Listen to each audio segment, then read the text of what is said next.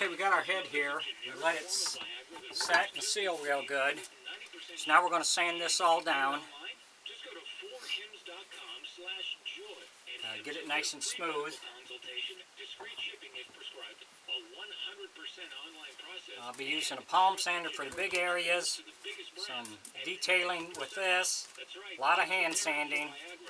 And then with these brushes for areas that I can't get the sanders in. So if you enjoy my videos, please like and subscribe on my YouTube page. I'd appreciate it. If you have any questions or comments, put it in my comment section. I'll get back with you.